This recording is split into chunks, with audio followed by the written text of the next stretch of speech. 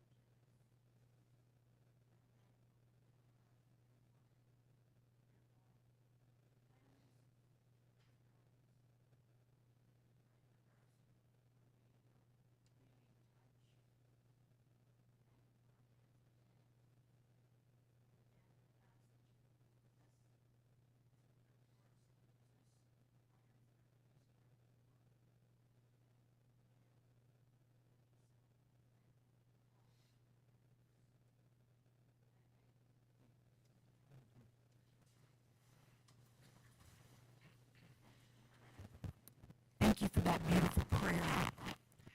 Secretary Treasurer Value, would you please take roll call and declare quorum? Thank you, Madam Chair. Chair Supernall. Present. Vice Chair McKibben. Member Mercer. Present. Member Buffalo. Present. Secretary Treasurer Vallier. Present. Member Davis. Present. Member Gibbswater. Present. Madam Chair, I declare quorum. Would you please call for orders of the day? Madam Chair, I call for the orders of the day. Thank you so much. Business Committee, are there any corrections to the September 21st, 2024 meeting minutes? Hearing no objections, we will go ahead and proceed to the vote. All those in favor of adopting the September 21st, 2024 meeting minutes as distributed, please say aye. Aye. All those opposed? The ayes have it, and the motion is adopted. The September 21st, 2024 meeting minutes are adopted as distributed. We'll proceed to the approval, disapproval of the directors and subcommittee reports as submitted. Are there any corrections? Hearing no objections, we'll proceed to the vote. All those in favor of approving the directors and subcommittee reports as submitted, please say aye. Aye. All those opposed? The ayes have it. The motion is adopted. We have approved the directors and subcommittee reports as submitted. We'll go on to the business committee report. The following tribal members have passed away since we last met. Patricia Ann Hester. Please lift this Quapaw family and all families in your prayers, and let us join in a moment of silence.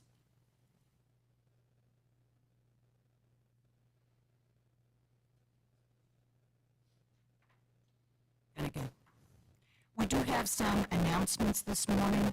At Brent Devine's table, we have a sign-in sheet from Blaze Fagan. If you're a Quapaw veteran and interested in establishing a Quapaw Veterans Society, please sign up.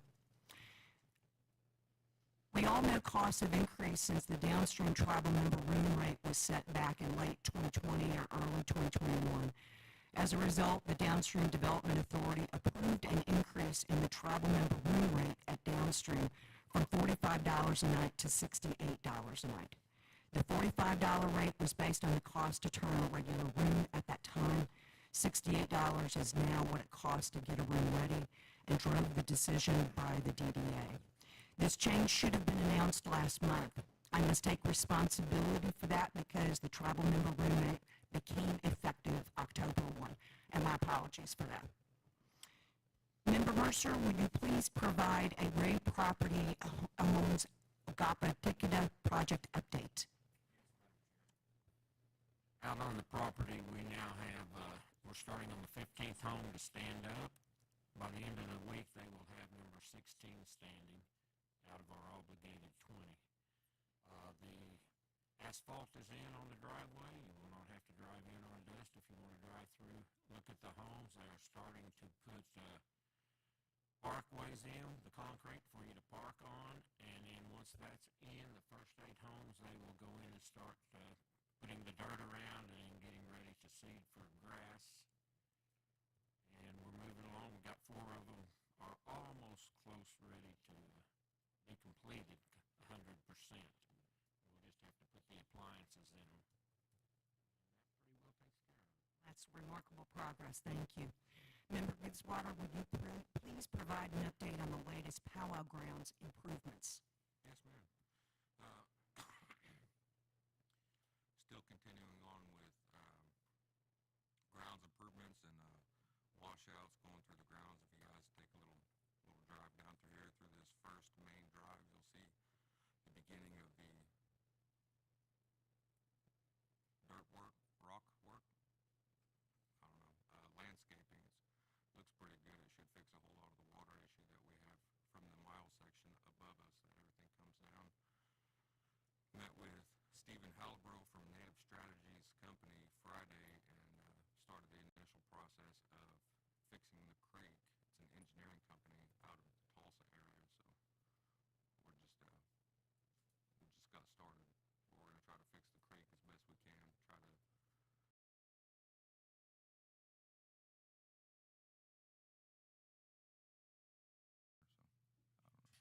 we're going to do the best we can, but that's about it. Thank you. Appreciate that. Member Davis, can you please provide an update on the Good Eagle Quapaw distribution voted on by the Quapaw Indian Council September the 7th, 2024? Yes, thank you, Madam Chair. Hawaii. As you recall, the Quapaw Indian Council adopted Resolution 090724-A to distribute the remaining Quapaw and Good Eagle settlement proceeds in the amount of $23,405,834.37. The amount included undistributed settlement proceeds and interest. This was to be distributed to all living members enrolled as of September 27th, 2019. Currently, 94+% has been processed with less than 500 members remaining to apply. Outreach efforts will be made to locate tribal members who have not applied, whose checks were returned, undelivered, etc., to any such tribal members that are subsequently located. On behalf of the BC, I would like to thank all individuals that played a role in that process. Gunagay. Thank you, Member Davis. Next month, we'll be prepared to share more details of our next special General Council meeting. So that announcement is forthcoming. Secretary Treasurer Vallier, would you please provide the latest information on the press release the Business Committee provided regarding the show Tulsa King in episode 4, season 2, that referenced the Quapaw Nation and depicted us and other tribal nations as lawless, shady deal makers? Thank you, Madam Chair. Basically, on October 6, 2024, Paramount aired an episode of Tulsa King that portrayed Native American tribal leader characters using the Quapaw name. These new characters were portrayed as organized criminals. Permission to use the Quapaw name or likeness was never received nor requested by Paramount, 101 Studios, or anyone involved in the production of the Tulsa King series. The Quapaw Nation Business Committee is opposed to Tulsa King's use of the Quapaw name and portrayal of the Quapaw tribal leaders as being organized criminals. You may have seen a press release that went out a few days after the airing of the Tulsa King episode denouncing the use and likeness of the Quapaw Nation in the Tulsa King show. We have been in contact with representatives of the Tulsa King production team to work out this disparaging portrayal of the Quapaw people and so that it can be rectified. Mo Gives Plenty, Taylor Sheridan, and 101 Productions all agree that how they used the Quapaw name and likeness was inappropriate. The lines of communication will remain open as we continue to negotiate remedies of the inappropriate use of the Quapaw name. We will keep the Quapaw people informed once agreements have been settled with Paramount, 101 Productions, and Taylor Sheridan. And we'd like to thank Barry Linduff for getting the lines of communication open with the production team of Tulsa King and all of his efforts in helping us in resolving this issue. Ganagay. Thank you. Member Buffalo, would you please provide the latest regarding the bear settlement legislation? Yes, ma'am. Approximately 2 weeks ago, our legal team from Drummond Woodson met with the Mr. Barker and his crew in Tulsa, they stated in a meeting with the business committee later that day, it was a very productive meeting. Boiled down to that they agreed that Drummond Woodson would draft the appropriations bill to be submitted. And there's several members of Congress ready to support that action. I'm trying to stretch this out because it's really short. But after that draft is made, the business committee will have a chance to see it, and then it's going to go to Congress. Hopefully, it gets introduced for the next session of Congress. In the event it is passed, it'll go to a committee to agree or disagree that it should go forward. And I'm confident of two things: that there will be a challenge to it by the Barker Group, which will result in an arbitration and mediation if necessary. I'm also confident that the business committee will stand by the resolution passed by General Counsel that all proceeds be given equally to tribal members. It's going to be a long process, I know that. It's not going to happen overnight. We're moving forward on it. This is one giant step with the Barker Group to agree to let Drummond Woodson do the appropriations bill. That's where it stands in a nutshell. Thank you. Good progress to report. The Quapaw Nation Food Sovereignty Department is proud to announce the launch of the Northeastern Oklahoma Tribal Community Roots Initiative, made possible by an Arbor Day Foundation grant aimed at promoting environmental sustainability and food sovereignty within tribal communities. This 3-year project will support the planting of trees across the 9 tribal nations located here in Ottawa County.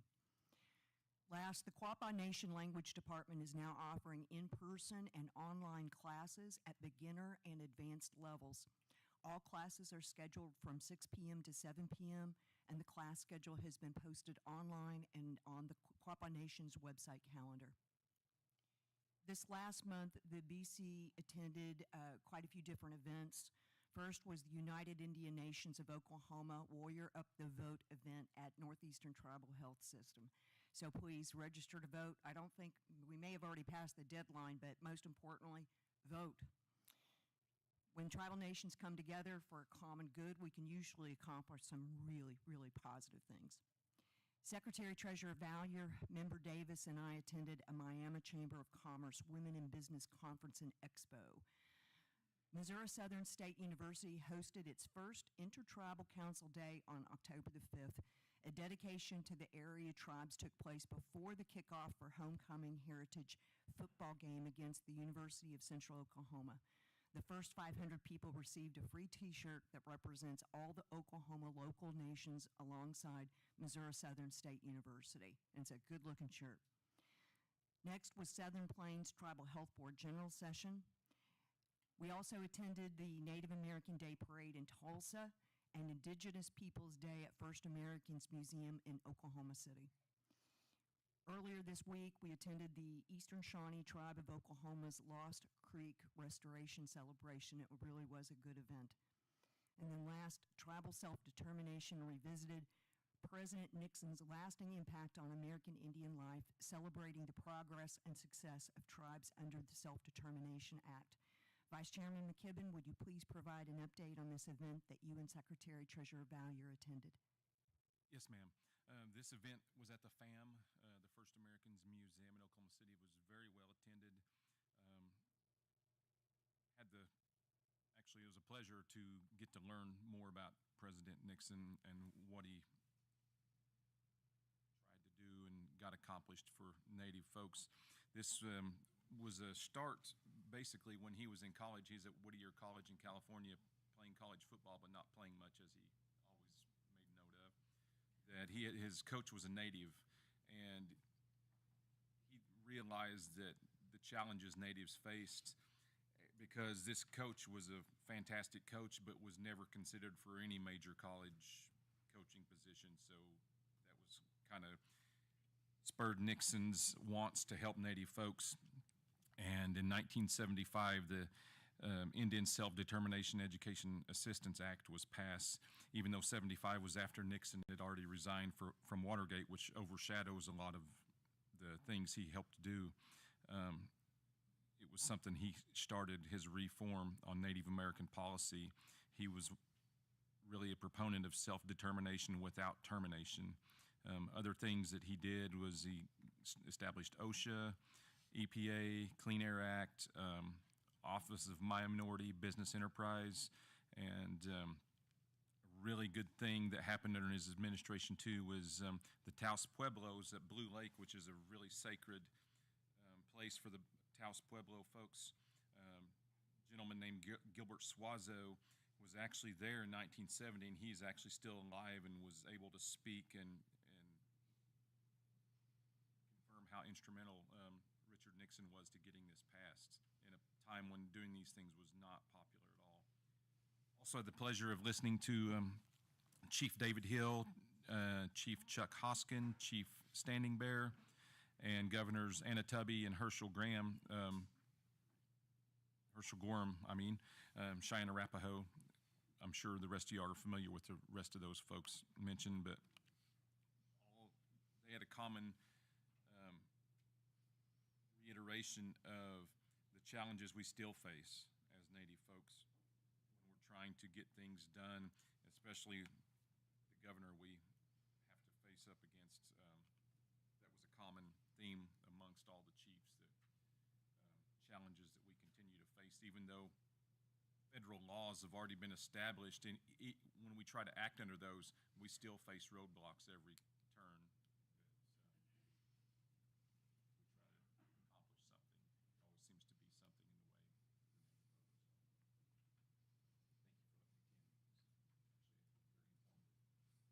Thank you so much. I'm glad you both got to attend. It sounded like a really, really good event. The nation did hold a number of events this last month. The youth program taught our youth to make ribbon skirts, shawls, and a camp dress at the Kahota Center. That was sponsored by the Substance Abuse and Mental Health Service Administration. Next was the National Day for Truth and Reconciliation. That was observed in the United States and Canada on September the 30th, also known as the Orange Shirt Day, that shows every child matters. The Food Sovereignty Department and the Quapaw Cattle Company held another food distribution for the Quapaw Nation citizens. Now remember, the pickup time will end today at noon, and this was the largest participation to date, with 1,062 applications that were submitted and approved. That's pretty remarkable. Starting October the 10th, the Quapaw Historic Preservation Program, they started a book club at the community building where they discuss Quapaw-related books. They have 2 more upcoming dates, so those dates are November the 7th and December the 12th, and you can pick up your books from the library. Meals will be provided, and please bring your place setting. For more information, contact the Quapaw Tribal Historic Preservation Program at 918-238-3100. On October 11th, there was a flu clinic held at Quapaw Nation's Title VI building. I know I was there. My arm is no longer sore, thank you. On October the 12th, the Quapaw Historic Preservation Program held a cemetery cleanup and survey day. They asked for help to preserve the cemetery by participating in litter pickup, leaf raking, headstone cleaning, and a historical survey. There was a Oklahoma Money Matters, a free webinar held called Make a Count Car Shopping. Education was given on how to get the most out of a vehicle purchase through financing if no cash is on hand.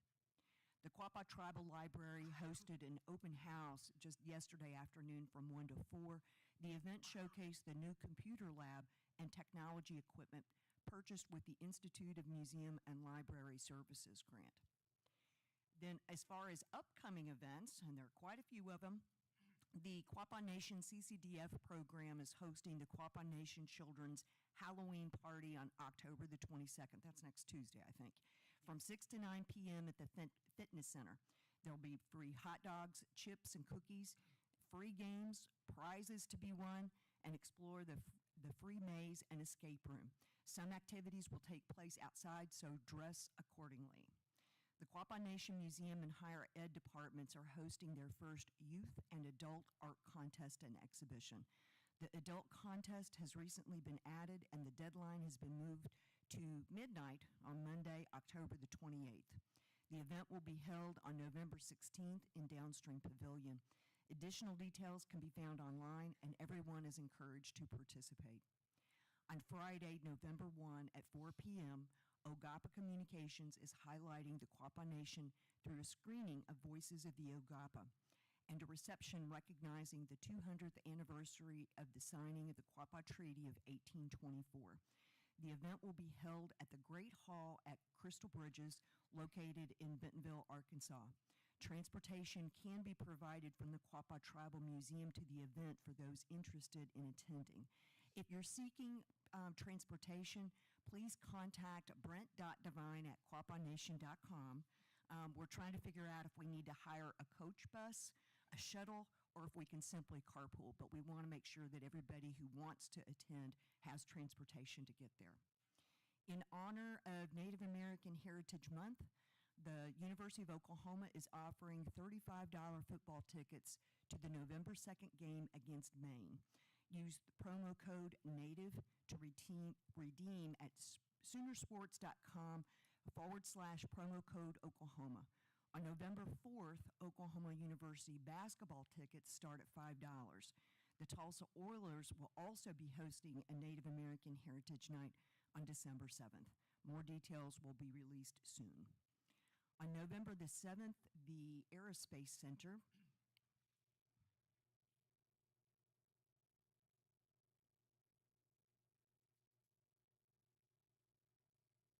lost my place, sorry about that. So on November 7th, the Aerospace Career Fair will be held in Tulsa from 10 a.m. to 2 p.m.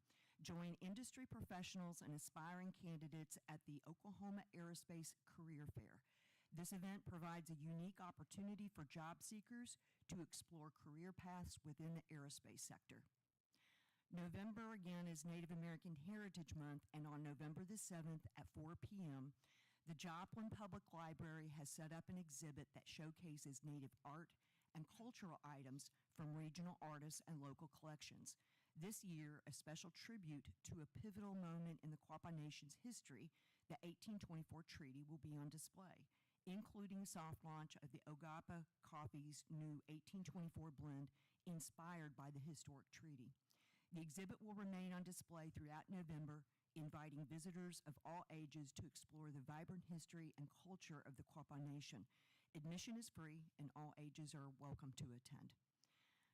They did that last year, and I think it turned out to be a really good event.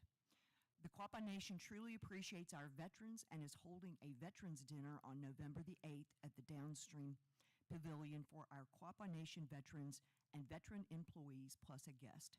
The social starts at 5 p.m. and dinner is being served at 6. Invitations have been sent out, so please RSVP. And I think that you RSVP to Melanie Shawnee. The Quapaw Nation and Northeast Tribal Child Protection Team are hosting the Oklahoma Indian Child Welfare Association Conference at Downstream the week of November the 12th. So Native nations from not only Oklahoma but across the country will be in attendance at that. November 15th and 16th, the Quapaw Culture Division has partnered with the Arkansas State Archives to arrange for the original Quapaw Treaty of 1824 to be on display at Downstream. November the 15th, which is the actual 200th anniversary of the signing of the treaty. It'll also be on display the following day during the Quapaw Nation Fall Gathering on November 16th. Tribal members in attendance will be able to personally view the X marks of 15 chiefs and warriors. The Quapaw Historic Preservation Program is hosting an event called Quapaw Jeopardy! It's an exciting trivia competition celebrating Quapaw culture and knowledge. Open to all ages, the event will take place at the Quapaw Tribal Library classroom starting at 6 p.m. on November the 15th. There will be prizes, and it's a great opportunity to engage with the community. Quapaw Nation Fall Gathering will be held on November the 16th at the Downstream Pavilion from 1 to 8. Some of the events scheduled include a cakewalk, face painting, children's arts and crafts, foot races, hand game, Indian dice, dinner will be provided, and more. Just as we mentioned earlier, the 1824 treaty will also be on display, as well as the youth and adult art contest participants sponsored by the Museum and Education Departments. On November 16th, there will also be a 1-mile fun run and 5K race. I don't know what's fun about running a mile, but that's beside the point. The event will be held on the backside of the Downstream Pavilion. Registration starts at 10 a.m. There is a $20 fee. 11 a.m. is the race time, and it will be followed by awards at 12:30 p.m. T-shirts are available to the first 75 that sign up to participate, and it was very well attended last year. O-Guah-Pah Communications will be holding another screening of Voices of the O-Guah-Pah documentary on November 19th at the Harry M. Cornell Complex in Uga'xpa, Missouri at 4 p.m. There will be a reception. The screening is at 5:30, and there will be a panel discussion at 6:30. So for those who may not be interested in traveling all the way to Bentonville or the date doesn't work, there's another more local airing there on November the 19th. December 14th will be the Children's Christmas Party from 1 p.m. to 4 p.m. at the Quapaw Nation Fitness Center. Elders Christmas dinner is being held on December the 21st at the Downstream Casino Pavilion. The social hour starts at 5 p.m. and dinner will be served at 6. All right, so those are all of the upcoming events that we're aware of. I did want to cover just some highlights around the casino financials. For Quapaw Casino, now this is ending August 31st, 2024. Their earnings before interest, taxes, depreciation, and amortization, that's EBITDA, total of $437,000 with a margin of 21.6%. That result exceeded budgeted expectation by over $250,000 and represents an increase of $135,000 from August of last year. The increase in EBITDA from last year is primarily the result of increased gaming, food and beverage, and total net revenue from August showed a decrease of $67,000. The Quapaw Casino development continues with the pre-construction phase. We have a request for proposal outstanding right now where we are seeking audit firms for construction controls. On to Downstream Casino and Resort. Now this is for September. Unfortunately, September was a disappointing month in an otherwise outstanding year for Downstream. For the month ended September 30th, 2024, EBITDA totaled $5.7 million with a margin of 34.7%. September results missed our budgeted expectation by $1.6 million and were $2.5 million less than September of last year. Total net revenue for September was $16.4 million, and the net revenue represents a decrease from September of last year by $1.7 million. Net income for the month totaled $4 million with a margin of 24.6%, and it represents a negative budget variance of $1.5 million. Debt reduction during September increased with the required quarterly payment of $7.5 million.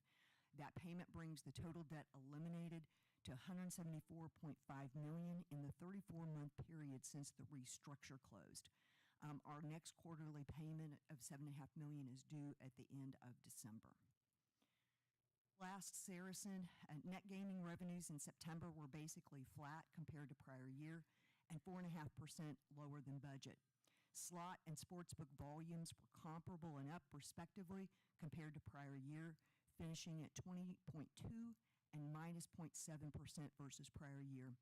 Year-to-date slot volumes and sportsbook handle showed improvement over prior year, with year-to-date slot volumes up 3.9% and sportsbook handle 146.2% compared to prior year. Just a couple of notes around the development. There at the Hotel and Events Center.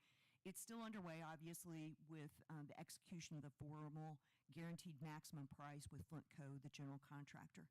Considerable progress has been made recently with the structure of the event center. The 15th floor of the development has actually been poured, and we expect to top off late October.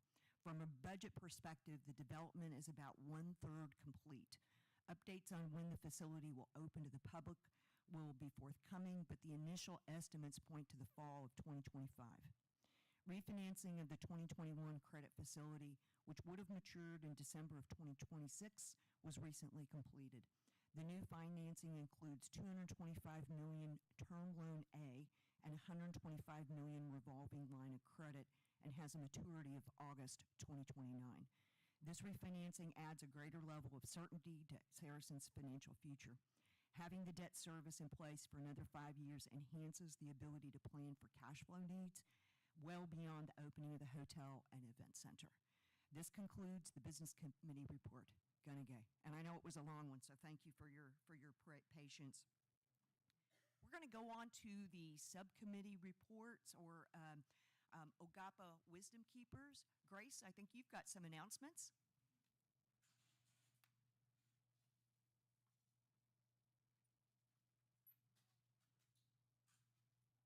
Thank you, Eric.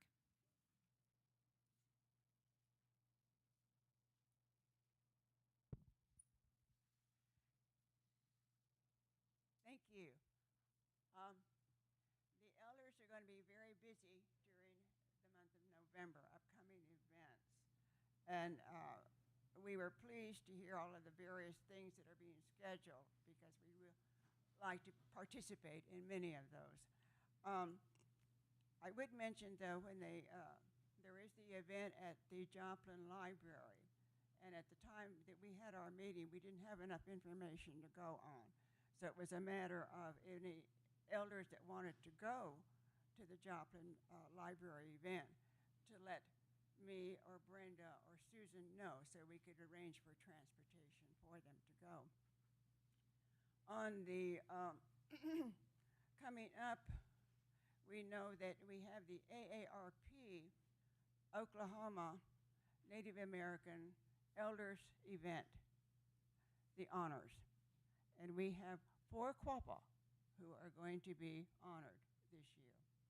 And those are Myron, Mary, Bill, and Carolyn. So they will be attending the event. I will be going down the day before because I am part of the AARP group that's hosting it. So I'll be going down for that. Another thing that is coming up, as was mentioned, the various things with the treaty being on display, and also the gathering. We will be interested in all of that and are pleased that things are happening. The other thing that I would mention is on the 14th of November, we had mentioned earlier about the Angel Mound.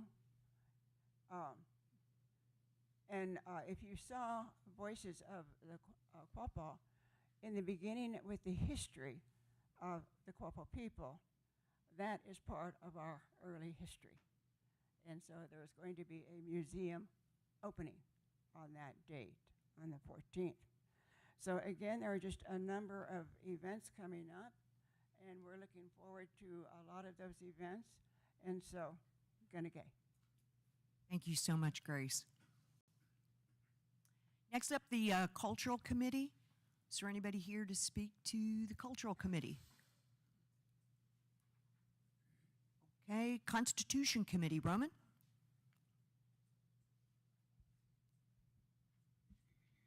Good morning. Good morning. Excuse me, sorry. The Constitution Committee has, a little bit to add to the busy November. Last month we reported that we're kind of reorganizing. Let me come up front so I'm not talking to the back of heads here. I apologize.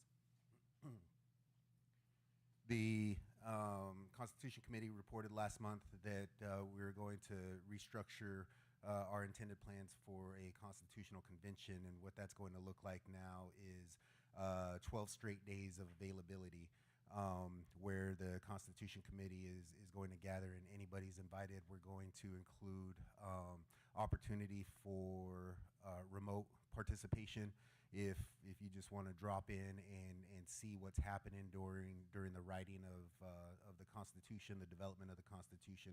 Everybody's going to be invited, and that's going to begin on November 14th or November 15th and go for 12 days. We are also working with the university or the Stanford University to help with some of the follow-up process once the Constitution is completed. They have Stanford is arguably the number one law school right now, and they have one of the best Native American governance programs as well. And their director has offered their assistance in our process, so we're really honored about that. There's also a doctorate student who has reached out to the business committee about an internal review or a independent review board process because they also want to follow what's happening and do some of their own research about our process.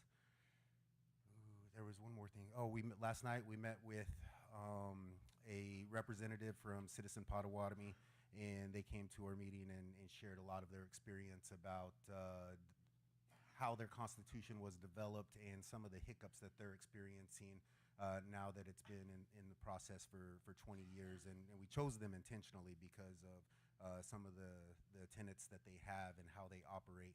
And so that was very, very helpful. And we're grateful to Citizen Potawatomi for allowing their representative to come join us last night.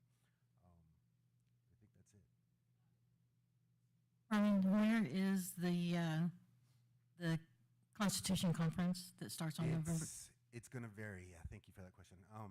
It's going to vary by day. We're going to try to be available while the fall gathering is taking place. We're going to try to be available locally down at the pavilion. Other days when the community building is available, we'll be here. It's not going to be available that entire time. And it's not going to be during business hours. It's going to be evening to or late afternoon to early evening, so that folks have they don't have to give up their days to try to be a part of what's happening. But primarily, it's going to be in this room. Okay. Would you be able to get with Barry Lindiff and make sure that that gets published so it gets out there for everybody to be able to see? Yes, 100%. Thank you, Roman. Thank you. Election Committee, Frank Frazier.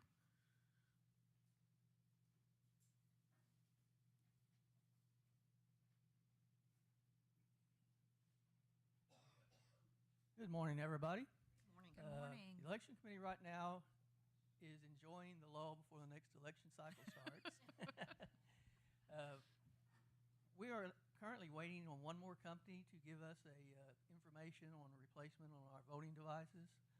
Other than that, like I said, we're really enjoying the time that we're not being involved working on the election problems at this time. So that's all I have this time.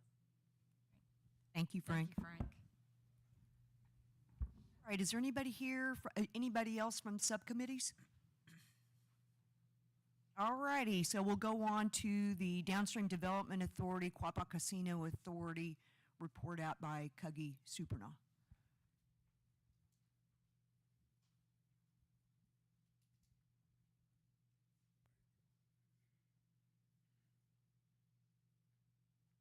The change in the room rate, I think, needs a little explanation.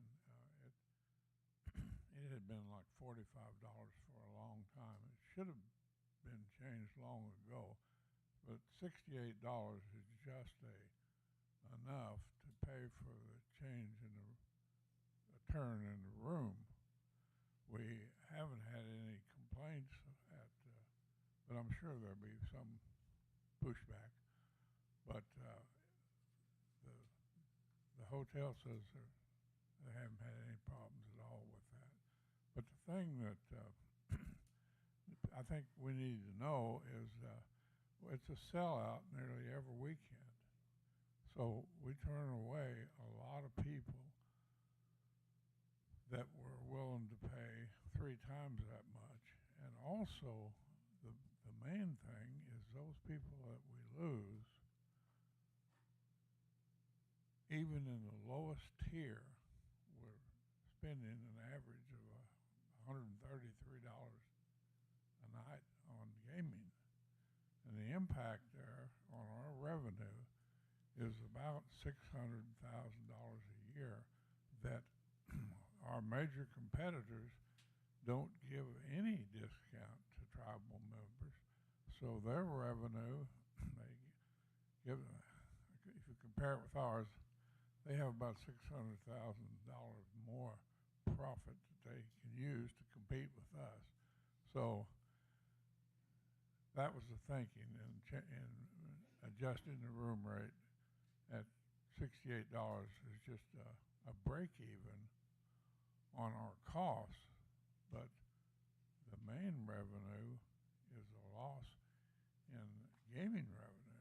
I don't know if I explained that right, but that was the reason we wanted to bring it up to date.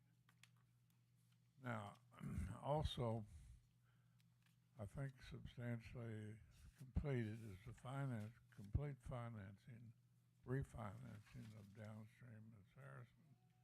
I have to give all credit for that to the business committee because they've been working on it a long time, and all we did was approve it. But it's set up so that nearly all this debt will be paid off in 2029 at one time. That's going to make a real change in the revenue available for distribution to the tribe or tribal programs. One of the things, I attended that meeting last night with the Constitutional Committee, and it brought out that the Potawatomis have done a remarkable job in economic development, and their chairman, Rocky Barrett, has always said gaming revenue should be looked at as seed corn for the future because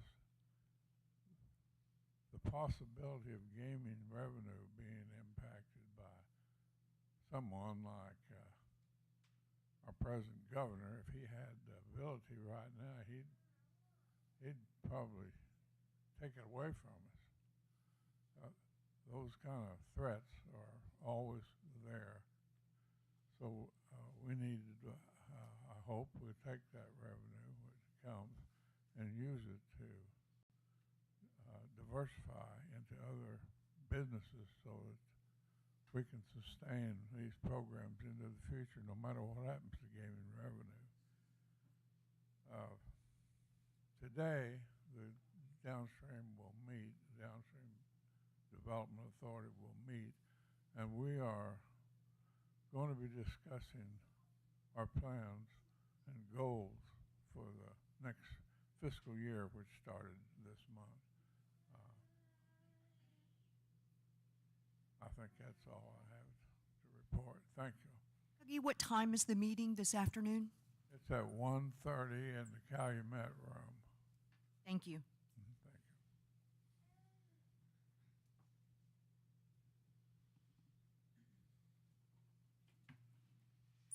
Okay, so we're going to go on to the executive director reports. Remember, those reports are directed to the business committee.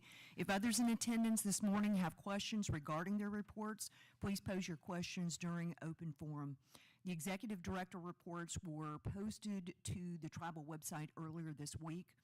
Eric Boone, CFO, do you have anything to report beyond your posted report? I have nothing to add, Madam Chair. Thank you, Eric. Trenton Stand, Executive Director of Resource Management, anything to add to your published report? Thank you, Trenton. Steve Stand, Executive Director of Tribal Member Services, do you have anything beyond your report to share with everybody this morning? Thank you, Steve. I know standing in for Charles Addington, who's traveling on Quapaw Nation business, Quapaw Nation Marshal Mike Mullen is standing in for him. Is there anything else to add, Mike? Nothing further to add, Madam Chair. Thank you. Everett Bandy is also traveling on Quapaw Nation business this morning, so he is not present. And then standing in for Barry Lindiff, Executive Director, O-Guah-Pah Communications, are Johnny Rogers and Austin Headley. Is there anything else to announce beyond what's been published?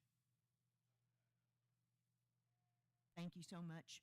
Jerry Helms, Executive Director, Quapaw Services Authority, do you have anything to add beyond your posted report? Thank you, Jerry. I saw a hand raised. If you have a question, please wait till open forum.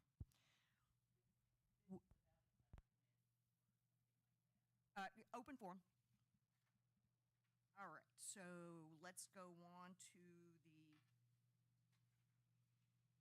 reading, correction, and approval of the phone polls.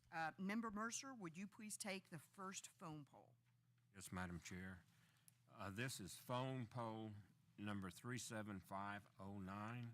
It is for the sale of restricted interest in chat. Explanation, the poll for approving the sale of Quapaw Nation's restricted interest in chat located under the jurisdiction of the Quapaw Nation. This was sent to a phone poll to expedite the removal of the chat so they can move forward with the site plans. The approval count was 7, and it was certified on 10/4/2024, 2:36 p.m. Member Buffalo, would you please take the next one? This is phone poll 37555, poll authorizing lease and use of fee land. This poll is for authorizing the lease and use of fee land located under the jurisdiction of the Quapaw Nation for a business site lease. This was sent to a poll because the company needs this site quickly because of space issues they are having. This poll was approved 7-0 and certified on 10/4/2024 at 2:37 p.m.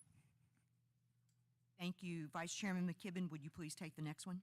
Yes, ma'am. This is poll number 37566.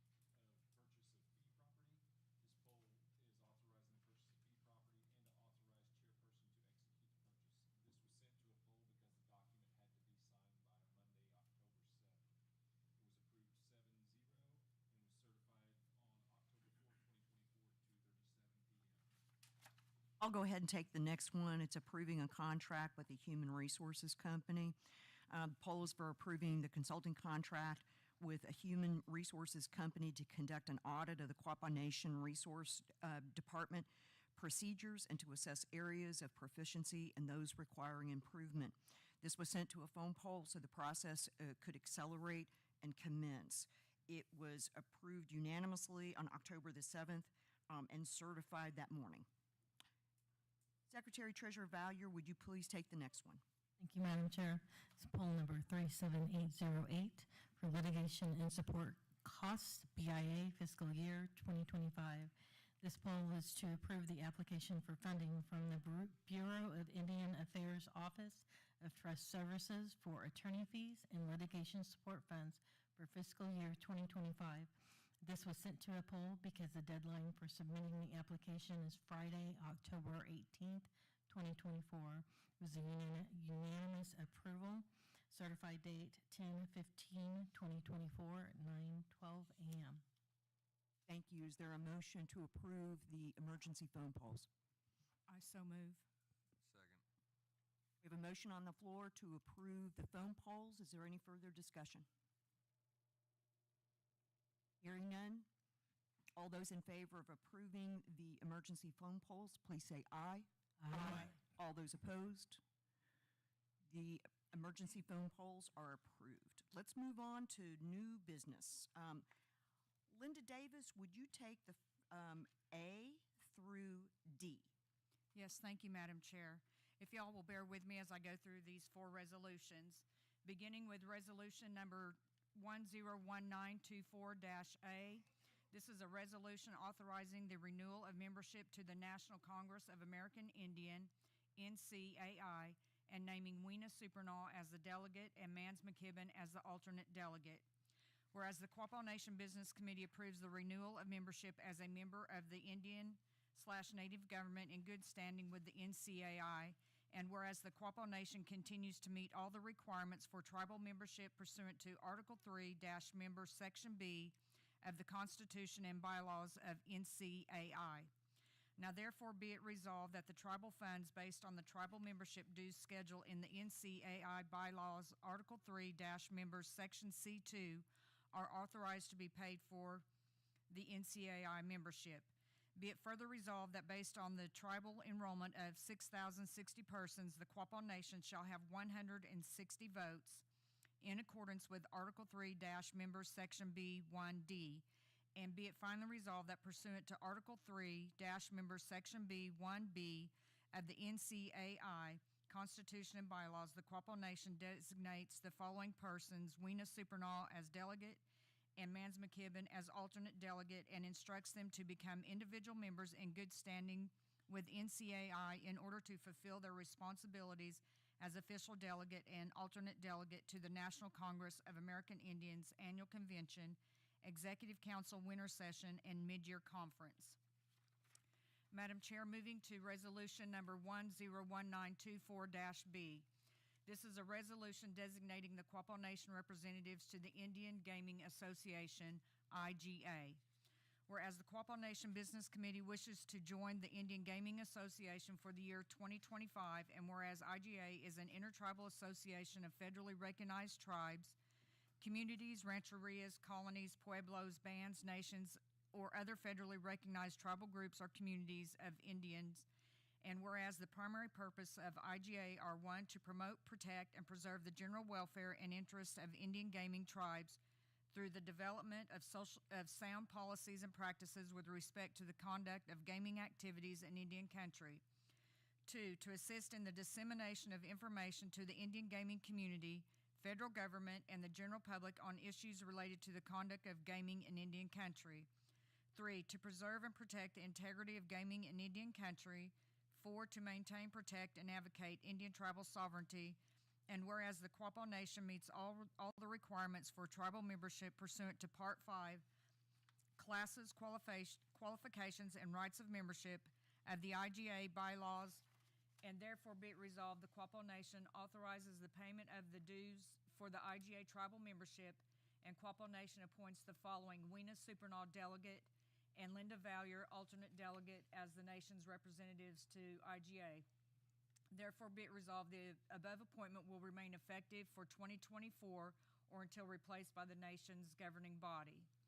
Madam Chair, moving to resolution number 101924-C as a resolution approving membership to the United Indian Nations of Oklahoma, otherwise known as UINO. Whereas the Quapaw Nation desires to become a member of the United Indian Nations of Oklahoma with the purpose of working with other tribal nations in protecting and enhancing the sovereignty of tribal nations based in Oklahoma. Therefore, be it resolved, the Quapaw Nation Business Committee hereby authorizes the 2025 membership to the UINO. Finally, Madam Chair, moving to resolution number 101924-D. This is a resolution authorizing appointing the Quapaw Nation Department of Public Safety Executive Director and the Director of Information Technology to the Ottawa County Emergency Communications Center Charter Resource Board. Whereas the Quapaw Nation Business Committee wishes to appoint the Quapaw Nation Executive Director of the Public Safety Department and the Director of the Information Technology Department to the Ottawa County Emergency Communications Center Charter Resource Board. Whereas their terms will begin with the execution of this resolution and will last for 1 year. Therefore, be it further resolved that the Quapaw Nation Business Committee hereby appoints the Quapaw Nation Executive Director of the Public Safety Department and the Director of the Information Technology Department to the Ottawa County Emergency Communications Center Charter Resource Board. Madam Chair, I would so move to adopt resolution number 101924-A through D. Second. We have a motion on the floor to approve 101924-A, B, C, and D. Business Committee, is there any further discussion?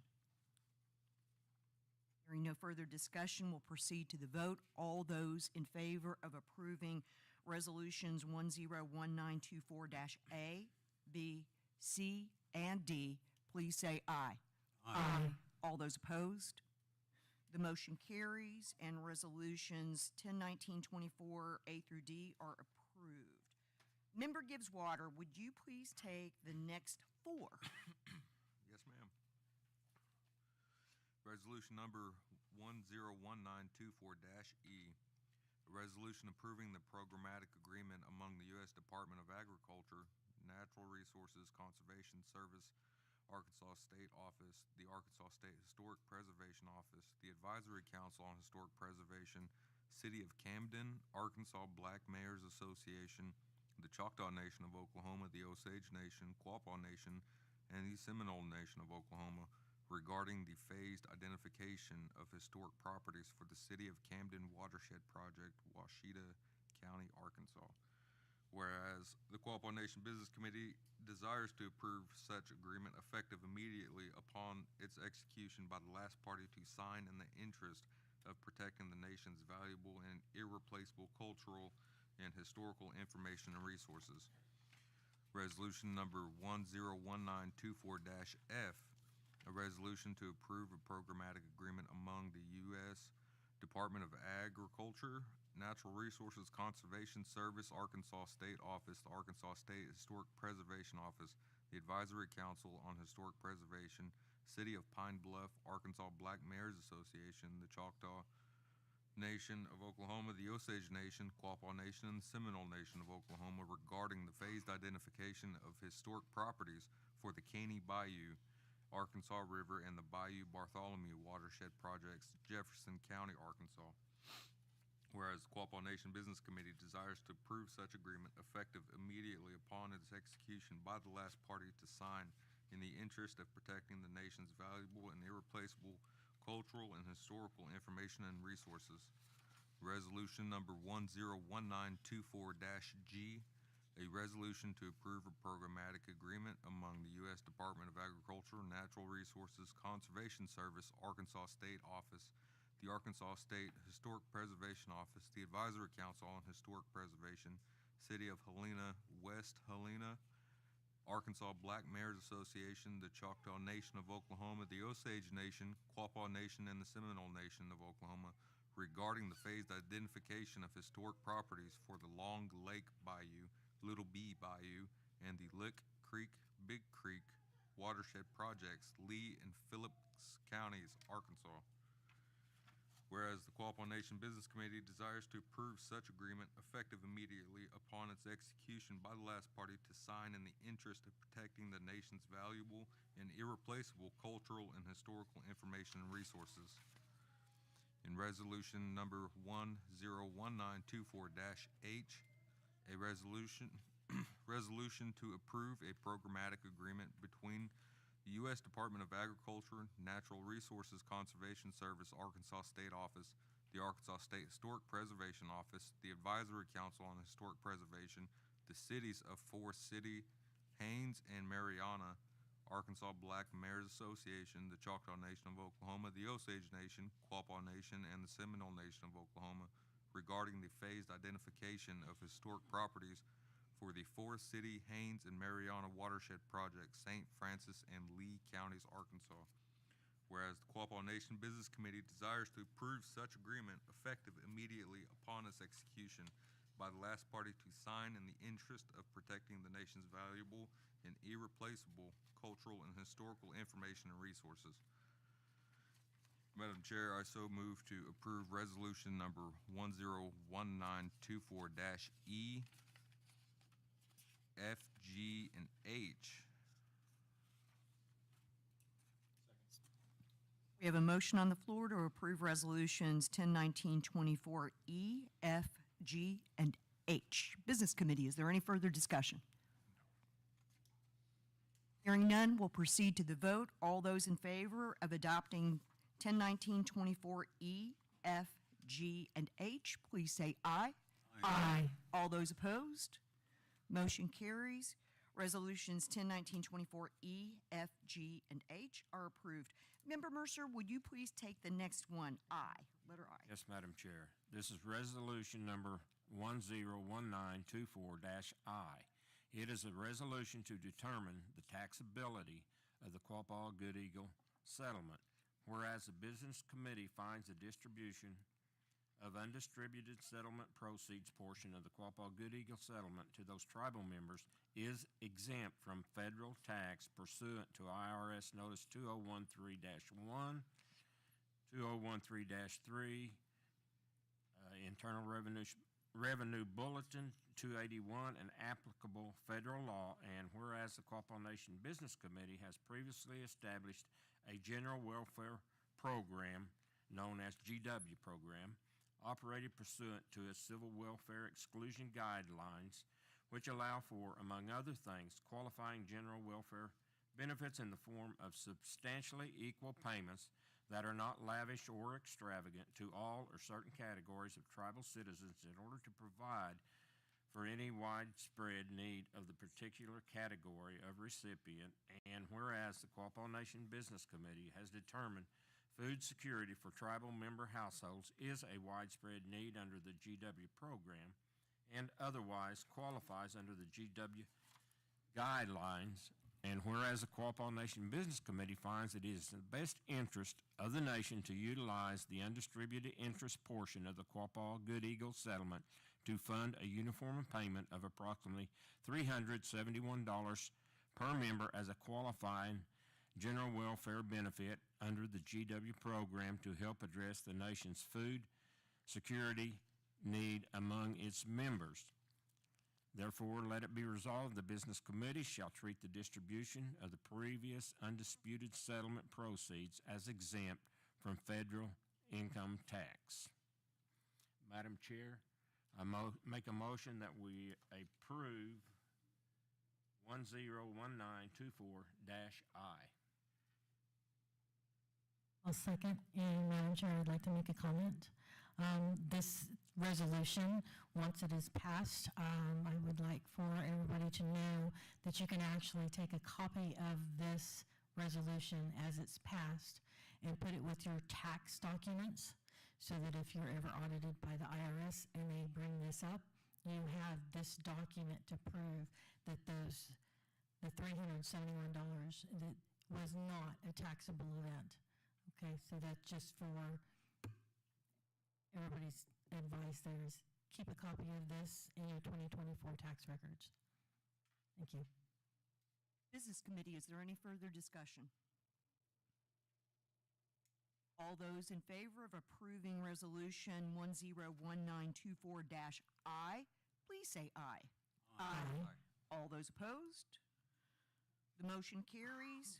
Resolution 101924-I is approved. Member Buffalo, would you please take the next two? Yes. Resolution number 101924-J, a resolution approving a contractor change order request for adding a concrete approach from the existing asphalt to the road at the Quapaw Nation processing plant. Whereas the Quapaw Business Committee desires to approve the change order for adding a concrete approach from the existing asphalt to the road at Quapaw Nation processing plant. Now therefore be it resolved, the Quapaw Nation Business Committee hereby approves the change order request submitted by the contractor for adding a concrete approach from the existing asphalt to the road at the Quapaw Nation processing plant. Resolution number 101924-K, a resolution to approve the purchase and financing agreements for 5 dump trucks. Whereas the Quapaw Nation Business Committee desires to finance up to 5 2025 Mack granite dump trucks for the Quapaw Service Authority equipment by and through the agreement with Tri-State Truck Center. Whereas in order to finance the acquisition of the equipment through TTC agreement has been negotiated an installment sales contract which provides for principal financing on the payment schedule. Whereas the Quapaw Nation Business Committee desires to approve and authorize the TTC agreement and the agreement which has been provided in substantially final form, and also to approve the dispute resolution provision of the agreement, including granting and approving a limited waiver of sovereignty immunity of the Quapaw Nation as set forth in the agreement permit enforcement of the bank agreement. Whereas the Quapaw Nation Business Committee hereby approves the TTC agreement and the agreement and the bank agreement, and further authorize and directs that the Chief Financial Officer, Eric Boone, may exercise and deliver to the Truck Center and to the bank agreement. Finalize the transaction set forth herein, along with any related agreements and certifications and instruments consistent with and necessary to consummate the transaction set forth in the equipment agreement. Whereas the Quapaw Nation Business Committee hereby approves and grants a limited waiver of the sovereign immunity of the nation to permit the bank to enforce the agreement in accordance with its terms and conditions. Waivers shall be subject to terms and conditions set forth in the agreement and provide further the limited waiver of sovereignty, waiver of immunity approved and granted hereunder, and shall be solely for the benefit of the bank and no other party. Therefore, be it resolved that the Quapaw Nation Business Committee hereby approves the purchase TTC agreement with and Kansas State Bank agreement, collectively referred to as the equipment agreements, for the purchase of 5 dump trucks. Madam Chair, I move to approve resolution number 101924-J and resolution number 101924-K. We have a motion on the floor to approve resolutions 1019-24J and K. Business Committee, is there any further discussion? Hearing none, all those in favor of approving resolutions 1019-24-J and K, please say aye. Aye. All those opposed? The motion carries and resolutions 1019-24J and K are approved. Vice Chairman McKibben, would you please take the next one?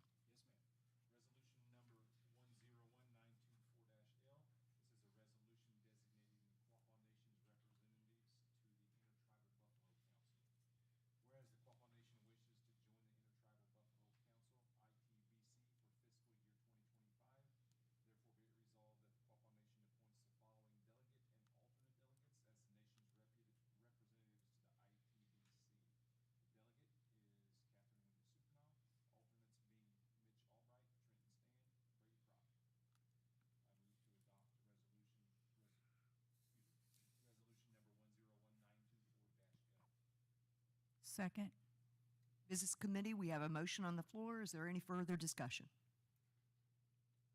All those in favor of approving resolution 1019-24-L, please say aye.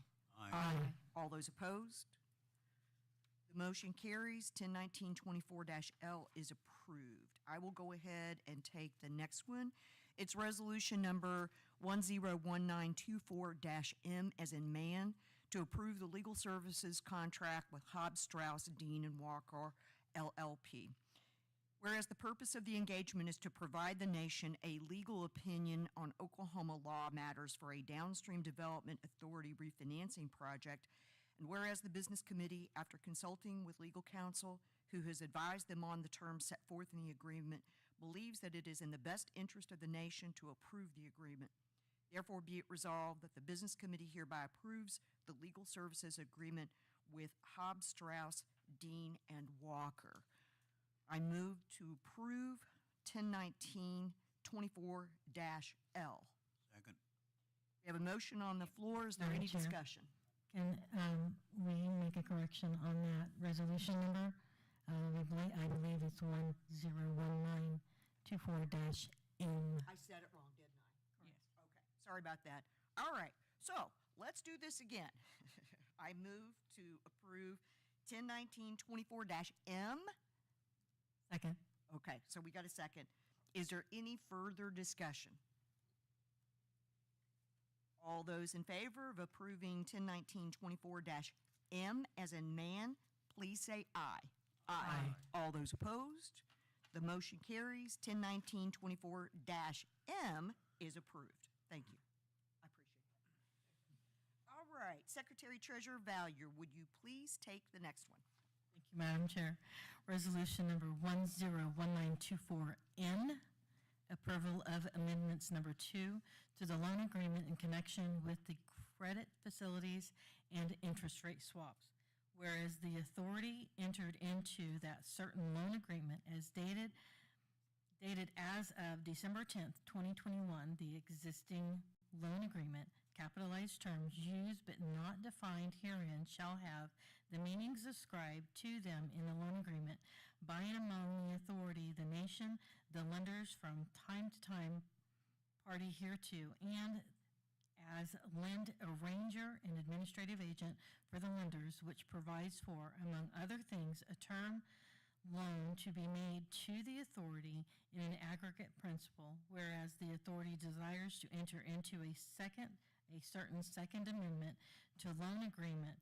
The second amendment, the existing loan agreement, is modified by the loan agreement. It is referred to herein as the loan agreement, the form of which is attached hereto and made part of the record of this meaning, to amend the existing loan agreement and other loan documents to 1, extend the maturity date until the 5th anniversary of the effective date of the Second Amendment. 2, pay off all lenders except the administrative agent, who will remain as the sole lender under the credit facilities. 3, amend the applicable margin. 4, add the incremental commitments. And 5, enter into certain other amendments to the existing loan agreement and the other loan documents in accordance with the terms of the Second Amendment. And whereas the Business Committee has determined the execution and delivering the ratification is in the best interest of the nation, further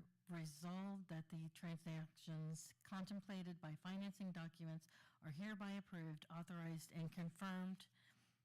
And further be resolved that this resolution shall become effective as of the date and of its time of passage.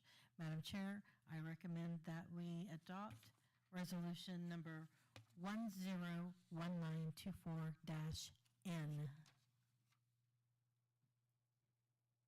We have a motion on the floor to pass 101924-N. Business Committee, is there any discussion? One thing I do want to point out regarding this one is the Downstream Development Authority has already approved this, and now the Business Committee is obligated to approve as well. That was done in the proper sequence. Anything else? All those in favor of adopting 101924-N, please say aye. Aye. All those opposed? Resolution 101924-N is approved. Member Davis, would you please take the last two, O and P? Yes, thank you, Madam Chair. Resolution number 1019240 is a resolution authorizing the appointment of 3 members to the Downstream Development Authority. Whereas the Downstream Development Authority was established by the Business Committee pursuant to and consistent with its delegated authority from the governing resolution. Whereas the Business Committee revised the DDA charter on November 18th, 2023 by resolution number 111823-BB. Whereas Section 114 of the DDA charter establishes membership of authority, qualifications, selection, and terms of office. Whereas the DDA shall consist of 5 voting members, with each member serving in one of the following positions: chairperson, secretary, treasurer, or member at large. Whereas the chairperson and 2 members at large shall serve a 1-year term. Therefore be it resolved that the Business Committee hereby appoints a chairperson and 2 members at large to the Downstream Development Authority as required in Section 114 of the DDA charter. Therefore be it further resolved that upon this position they are hereby empowered to perform the duties and conduct business pertaining to the Downstream Development Authority.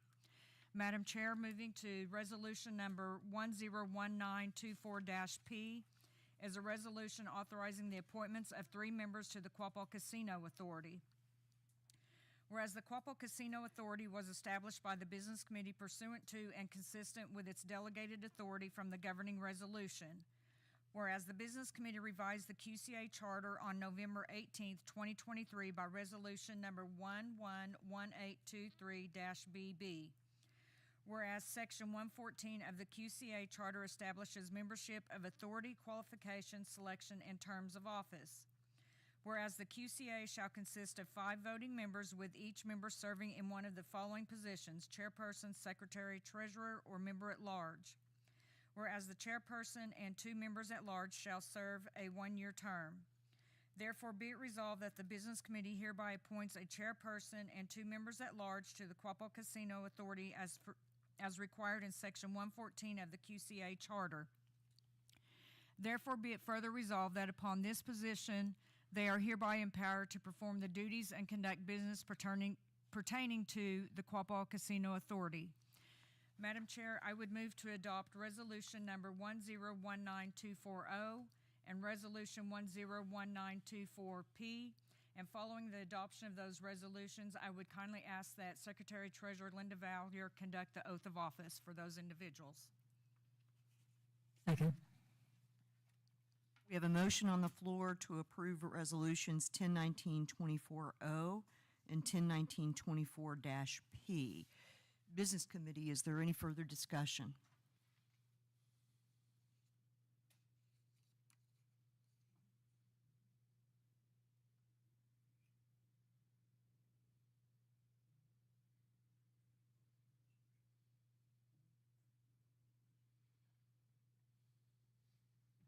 Any further discussion? All those in favor of adopting 1019-24-O and 1019-24-P, please say aye. Aye. All those opposed? The motion carries. 1019-24-O and P are approved. We are appointing Kagi Suprana as the chair, Hoshi Henry as member at large, and Derek Jennings, member at large. Secretary Treasurer? Would those present please come forward to take your oaths of office? Hold on. Does the BC concur with those appointments? Aye. Wonderful. Thank you. Sorry. Would those present please come forward to take your oaths of office? Peggy, I think he's trying to give you your, and can we get unmute Hoshi Henry and Derek Jennings on Zoom, please?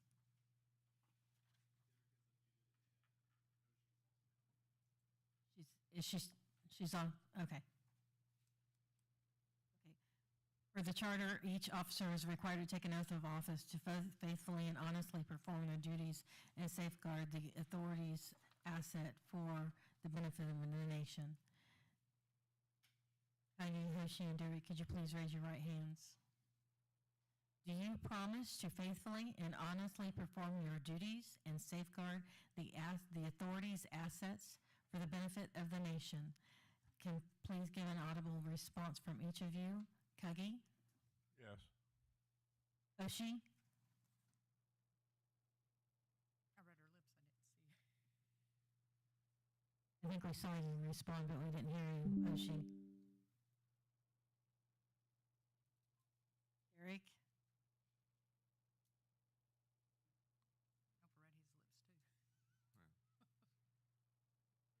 We're having an issue with audio, it looks like on Zoom. Are the two of you unmuted on your side?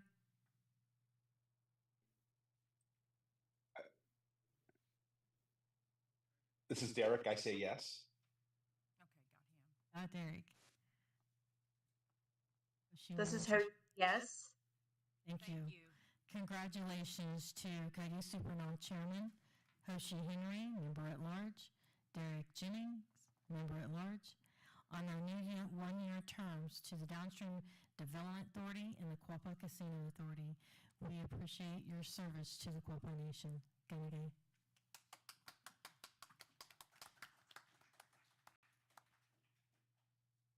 We're going to move on to donations. We've got a few this morning. The first is continuing educational conference request, and I believe Emma Greenback is on Zoom. If you could unmute Miss Emma, that would be great. Hi. Good morning. Could you speak again? We're having trouble hearing you. Yes, I've unmuted. Do you want me to start video or just unmute? No, you're fine. We can hear you now. Okay, great. Good morning. Yes, so my name is Emma Greenback, and I am a licensed professional counselor, or LPC, here in Oklahoma City. And I have been in the field for about 8 years. And over those 8 years, I have worked in all different levels of therapy. So I have worked in residential, inpatient, intensive outpatient, partial hospitalization, and I am now in private practice outpatient therapy. A little bit about the demographic that I work with is 65 to 70% of my caseload are eating disorder clients. And why that's important is because when working with eating disorder clients, they are somewhat considered of a higher liability client because of some of the comorbid or coexisting disorders or issues that can happen because of eating disorders. So when I work with eating disorder clients on an outpatient level, I also work with an outpatient treatment team. And what that means is I work with eating disorder nutritionists, medical providers, and then often psychiatrists. So I, as the professional counselor, am often consulting, emailing, texting, and having meetings with this treatment team consisting of a nutritionist, medical provider, and psychiatrist. And why that's important is because it requires me to have a level of education and training and dialogue outside of just the counseling realm, as you can imagine. And I really love doing this. I love working with the treatment team, but I also try to take my training and continuing education very seriously because of that higher liability component. So that kind of brings me into this specific continuing education symposium. It is put on by IADEP, which is the International Association of Eating Disorder Professionals. And this is a global symposium. So it has presenters from medical providers, psychiatrists, nutritionists, and then PhD level therapists. And this is all in one symposium, which is not very typical for the eating disorder world. Here in Oklahoma City or Oklahoma in general, there are a few professionals who work with eating disorders, but it is still very small. And I utilize those resources like crazy. So I am an active member of Oklahoma Eating Disorders Association, and they provide fundraising events for that association and some continuing education that I do participate in. So I will be going to a continuing education event with OEDA in November.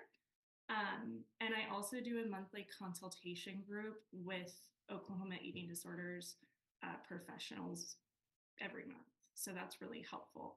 Going back to this specific continuing education symposium, it is a weekend-long continuing education event, which means it provides all of the 20 hours plus some that is required for me to keep my license active annually, which is really great.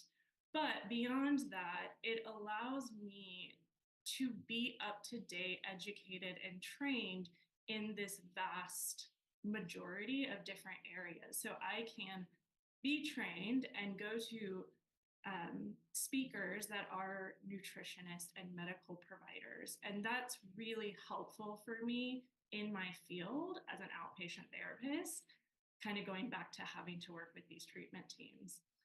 I'm trying to think if there's anything else. I think that's kind of the main gist of it. There was a part in the application of how would the Quapaw Nation be recognized. So, like I said, I'm a private practice therapist, and the one website I do use for marketing purposes is called Psychology Today. I think I added it on my application.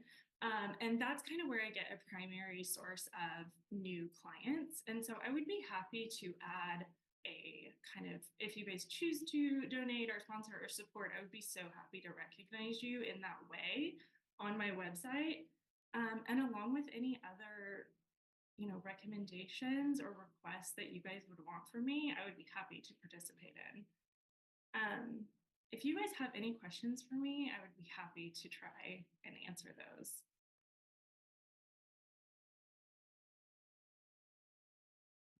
You attend this continuing education course, is that correct? That's correct, yes.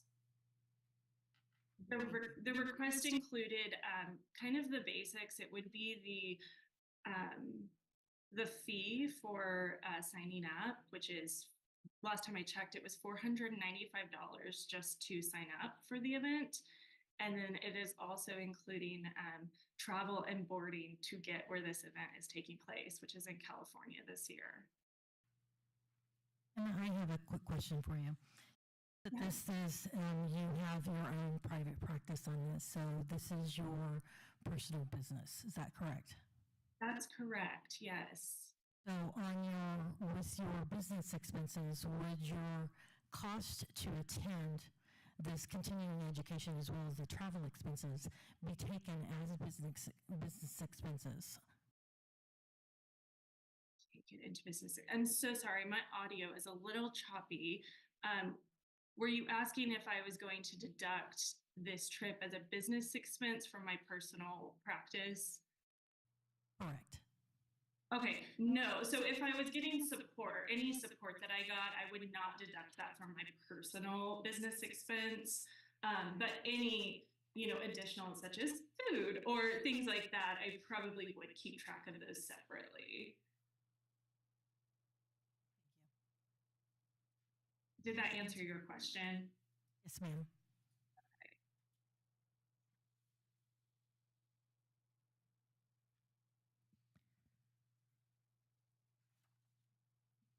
Madam Chair, I would move to make a donation of $500 toward Emma Greenback's expenses to attend the IADEPT Annual Global Symposium.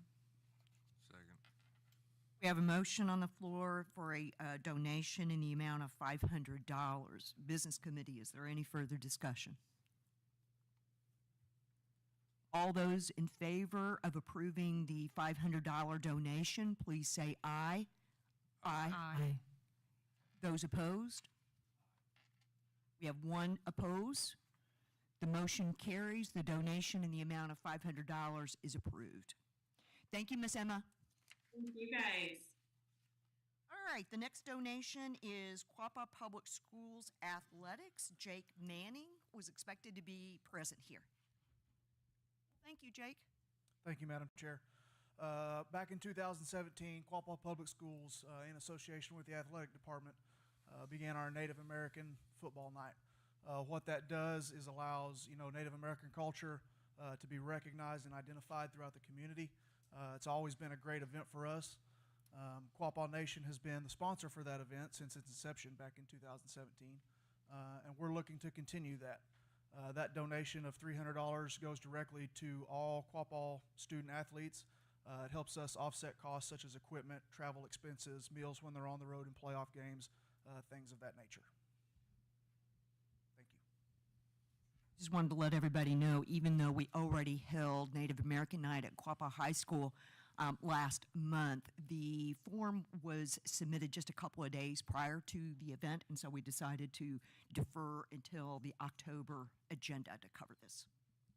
Are there any other questions for Jake? I move to approve a $300 donation to the Quapaw Public Schools. Second. We have a motion on the floor for the $300 donation. Is there any further discussion, Business Committee? All those in favor, please say aye. Aye. Any opposed? The motion carries and the $300 donation is approved. We're going on to the Miami Takedown Club. Let's see. Hi, Oh, is that Amy? this is Amy, yes. Amy Mercer, thank you. Yes, so I'm here on behalf of the Miami Takedown Club. Coach Byrne is an active military member, and this is his one weekend a month to be gone. So as the fundraising chair, I'm here today. So the Miami Takedown Club is a youth wrestling organization that lets youths ages 4 to 15 years old in the surrounding Miami, Quapaw, Commerce, the surrounding communities participate in youth wrestling. I submitted the application there to you, and we're requesting a donation to help fund that. It takes about $5,600 just to fund that whole season. We normally have about 50 youths that participate in the Miami Takedown Club. As of this morning, I just checked, we have 36 signed up so far. However, signups are still ongoing. Out of those 36, there are 18 tribal members, and 3 of those so far are Quapaw tribal members' children. Every year we do a poster fundraiser, and basically we ask for businesses, tribes, individuals from around town to sponsor an advertisement on that poster. And then we have about 200 of those posters distributed throughout the community. I believe I attached that to the documents. I don't know if you have that there in front of you today. Last year, I actually, through I'm sure my own fault, was not able to get on your agenda. So I anticipated getting sponsorship from the Quapaw tribe, but I was unable to. But I'm in charge of the poster, and I actually did go ahead and include the Quapaw Nation's logo on that. So I don't know if you can see that, if you have that in front of you. But that's what it would also be. It would be similar to that, or of course, whatever logo you wanted on that poster this year. If you wanted to change it, of course, that would be fine. And 200 of those are distributed out into the community. It has the schedule, a lot of pictures of our wrestlers, and then of course all the logos. So that $5,600 that it takes to operate the Miami Takedown Club, some of those expenses would include t-shirts for all of the kids. We like to cover the cost of our volunteers, at least their fuel, food, and hotels for overnight trips. We like to also cover the cost of any of our state qualifiers. Normally, we ask all the wrestlers to actually cover the cost of their own tournaments throughout the season. However, if they qualify for state, that's usually a multi-day event, either in Tulsa or Oklahoma City. We do like to cover the cost of that for them. We have several kids that or parents that reach out and are unable to afford the singlets, which are about $60, or new wrestling shoes, or just the cost of registration. So we do like to have money set aside to cover the cost for those that that can afford it. We don't want any kid not to be able to wrestle if they want to. Also, over the summer, I don't know if any of you have been down into the Miami Takedown Club wrestling room. If you attended Miami High School back in the day, it was the old chorus room down in the basement.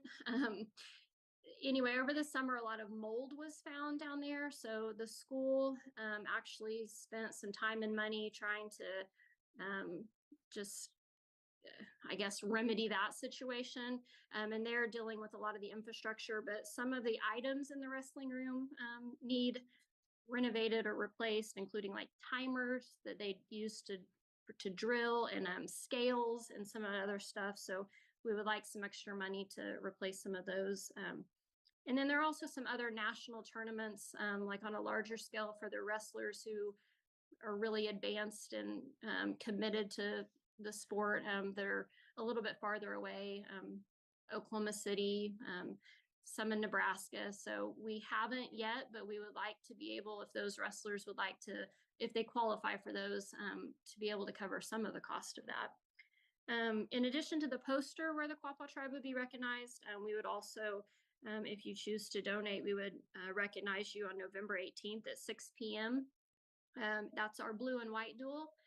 The blue and white duel is where the kids actually wrestle each other at the high school level. They do that, I think, to win a spot at that weight class. At the younger level, it's really just more for show, but I mean, just an exhibition. However, because it's a whole lot of Miami kids wrestling each other, that's usually a really big night in the auditorium there at the Miami High School. So there are a lot of people there, and the Quapaw tribe would be recognized there as well. That's all I have. Does the Business Committee have any other questions for Amy? Madam Chair, I note there are 4 Quapaw listed on the roster, so I would move to donate $750.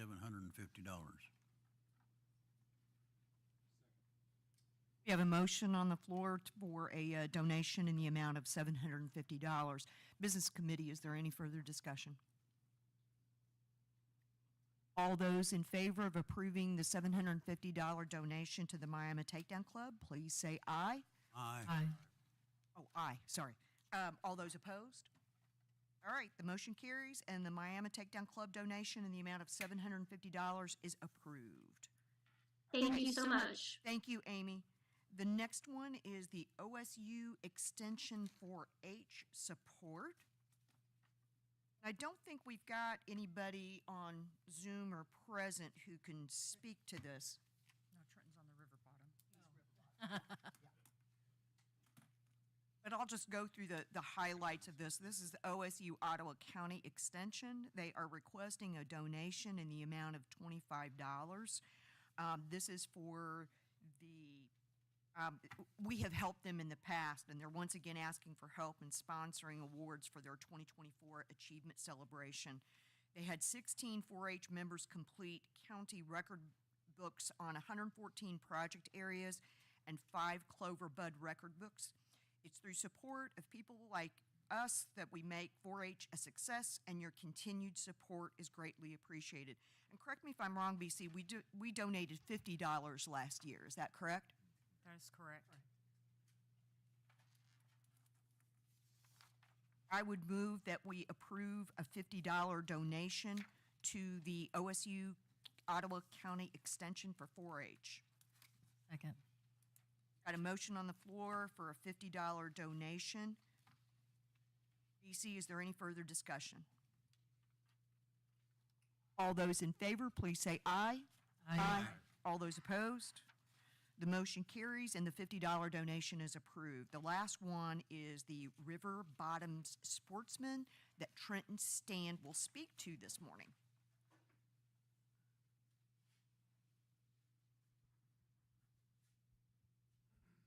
Good morning. Mikey Richardson asked me to step in and say a few words just because I've been around here, and I'm not sure how long the tribe's been sponsoring with this event, but it's been a while. I know it is a pretty neat thing. They're local. There's I think Jack Darrell Rimples is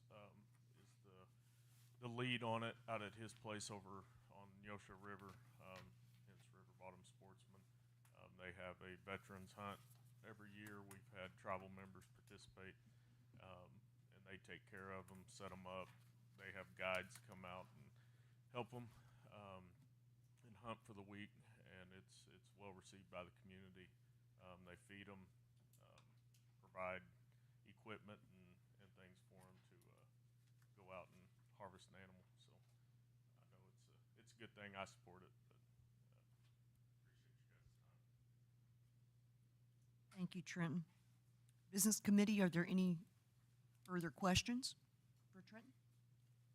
Madam Chair, I would move to donate $500 to the River Bottoms Sportsman.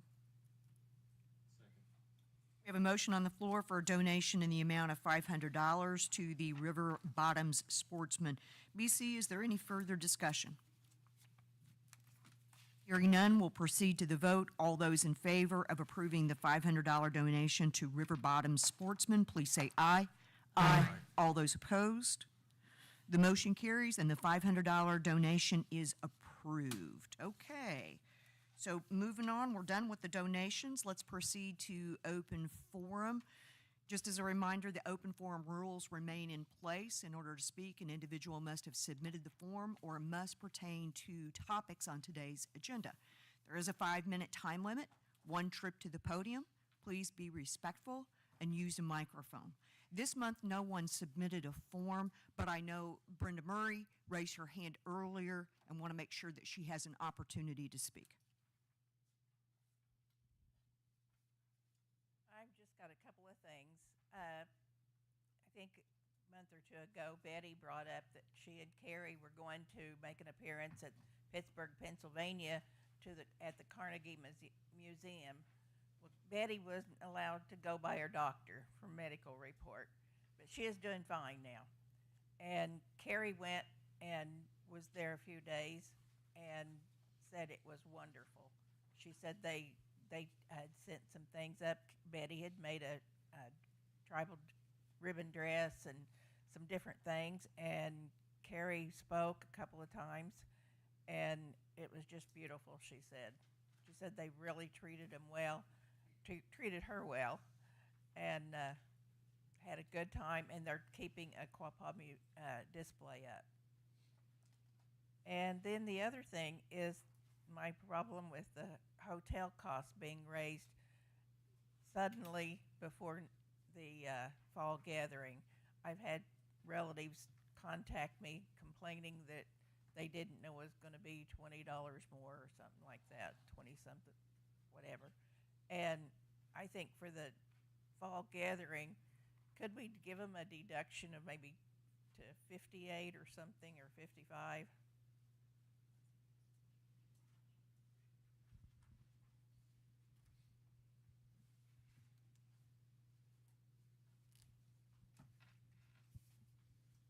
Give us a chance to explore that option, Brenda. Sure do appreciate it, because it has kind of come up quickly.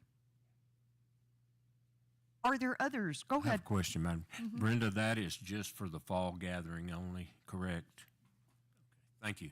That was a good question, Larry. Others who may wish to speak this morning on a topic of today. Grace?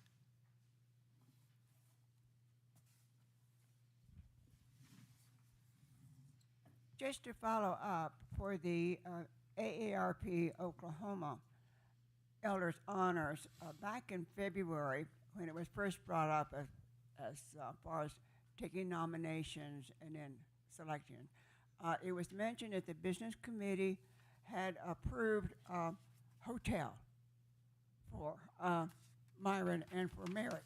And it should be for all of the honorees. Yeah, if requested by them, type of thing, if that would still be available. Yes, ma'am. Oh, also to mention, the Tar Creek Conference was held this last week, and the Quapaw were represented very well there. It was very successful, so thank you to everyone.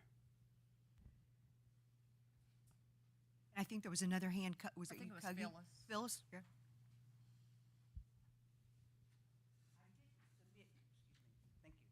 I didn't submit anything to speak today because I had previously was going to go ahead and bring some documentation from the National Johnson O'Malley Association meeting that we had in Durant, Oklahoma in September.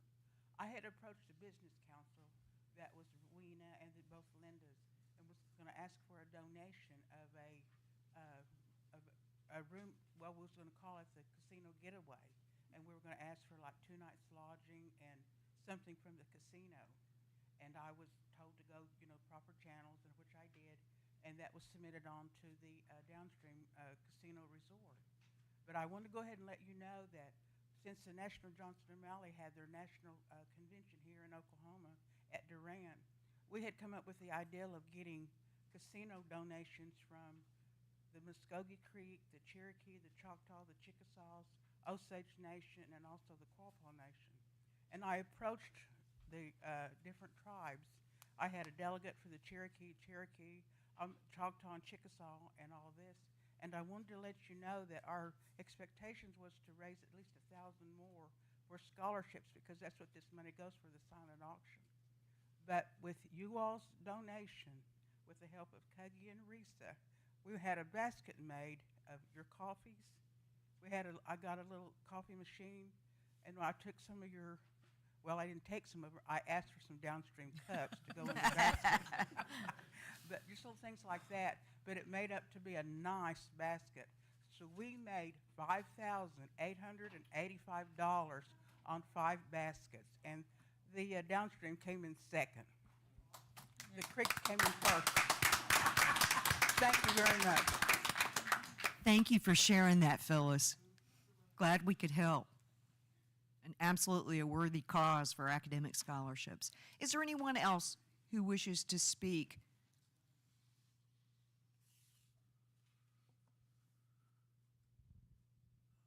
Vice Chairman McKibben, would you please close us out in prayer?